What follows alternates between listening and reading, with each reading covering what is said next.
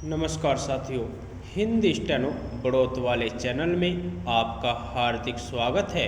आज के डिक्टेशन रामधारी गुप्ता खंड 1 से प्रतिलेखन संख्या 87 व 88 से 100 वर्ड पर मिनट की स्पीड से होगी। तो आइए शुरू करते हैं।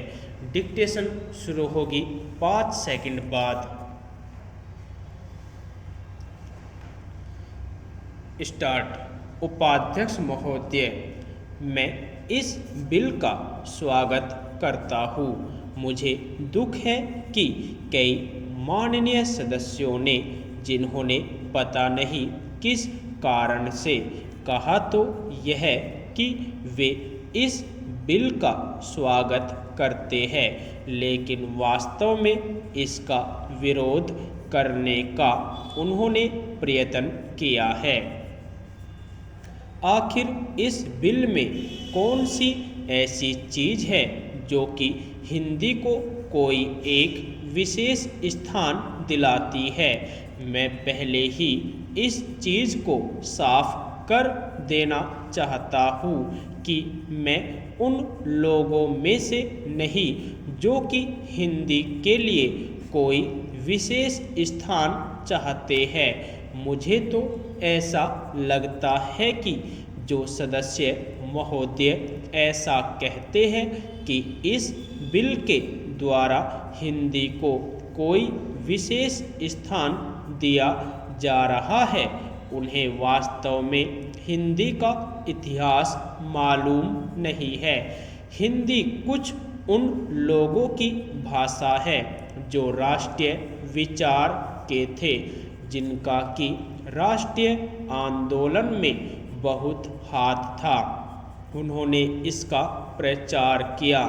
यह ध्यान देने की बात है कि राष्ट्रीय आंदोलन के समय में हिंदी की एक ही संस्था नहीं थी, बल्कि दूसरे राष्ट्रीय विद्यालय भी थे और महात्मा गांधी के आदेश के अनुसार वे राष्ट्रीय विद्यालय काम करते थे। उनके द्वारा भी कुछ डिग्रियां और उपाधियां आदि बांटी जाती थी। अब इन विद्यालयों द्वारा उपाधि बांटने का काम, जो कि उनके द्वारा पहले से किया जा रहा है, उसी को इस बिल के द्वारा यदि जारी रखा जाता है तो मेरी समझ में नहीं आता कि कैसे कुछ लोग यह समझ लेते हैं कि इस बिल द्वारा हिंदी को कोई विशेष स्थान दिया जा रहा है। मैं नहीं समझता कि इसमें हिंदी को कोई विशेष स्थान दिए जाने की बात है। और जैसा मैंने पहले निवेदन किया, मैं उन लोगों में से नहीं हूँ जो कि चाहते हैं कि हिंदी को कोई विशेष स्थान दिया जाए, लेकिन मैं एक बात अवश्य उन लोगों से पूछना चाहता हूँ। जब भी उन्हें अवसर मिलता है किसी न किसी तरीके से एक ऐसे राष्ट्रीय निश्चय का, जो कि आज नहीं बल्कि आज से कई वर्ष पहले लिया गया था, उसका विरोध करने के लिए तैयार रहते हैं। संविधान में राजभाषा के संबंध में स्पष्ट व्यवस्था दी हुई है, तो भी मेरे यह मित्र उसका विरोध करने का प्रयत्न करते हैं। क्या उनके सामने देश की एकता के लिए कोई दूसरा रास्ता है? उपाध्यक्ष महोदय, हम सभी यह मानते हैं कि आज ऐसे समय में जबकि देश के सामने बहुत कठिन समस्याएं हैं, यह सदन एक महत्वपूर्ण प्रश्न पर विचार कर रहा है। माननीय प्रधानमंत्री जी ने आज जो भाषण इस सदन में दिया है और जो अपील उन्होंने राष्ट्र के नाम प्रसारित की है उसके लिए हम उनको हृदय से धन्यवाद देते हैं। आज उन्होंने अपने भाषण में यह बिल्कुल बता दिया है कि यद्यपि हम हिंदुस्तानी वासी शांति चाहते हैं और हमने बराबर हर कीमत पर शांति को बनाए रखने की कोशिश की है, लेकिन इसका यह अर्थ नहीं हो सकता कि हम अपनी सीमाओं का उल्लंघन सहन करें या अपने राष्ट्र की कोई भूमि किसी को देकर के शांति स्थापित करने का प्रयत्न करें।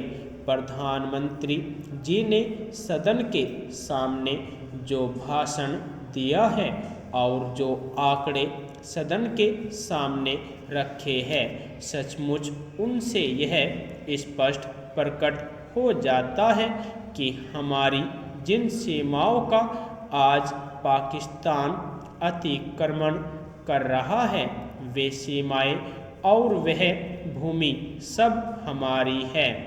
इस समय पाकिस्तान का जो रवैया है वह कोई नई बात नहीं है। हमने बराबर पाकिस्तान की ओर मित्रता का हाथ बढ़ाया है, लेकिन पाकिस्तान ने बराबर उस हाथ को काटने का प्रयत्न किया है। देश के विभाजन के समय से लेकर हमने बराबर हर प्रश्न का, हर विषय को मित्रता से तय करने का प्रयत्न किया है, चाहे पाकिस्तान का रुख किसी भी प्रकार का क्यों न रहा हो। देश के विभाजन के समय हमने पाकिस्तान के साथ में जो समझौता किया उसके अनुसार हमने पाकिस्तान को उसके हिस्से से अधिक दिया। उसके पश्चात भी जब जब कोई प्रश्न हमारे सामने आए हमने उनको उचित प्रकार से तय करने का प्रयत्न किया। आज भी पाकिस्तान की तरफ हमारा करोड़ों रुपये का कर्ज है जिसको पाकिस्तान ने आज तक नहीं दिया है, लेकिन फिर भी हमने पाकिस्तान के साथ अच्छा बर्ताव रखा है। आज तक जो रुख पाकिस्तान अपनाता रहा करता है, अगर वही रुख हम भी अपनाते तो नहर के पानी को बंद करके पूरे पाकिस्तान को वीरान कर सकते थे, किंतु हमने ऐसा नहीं किया।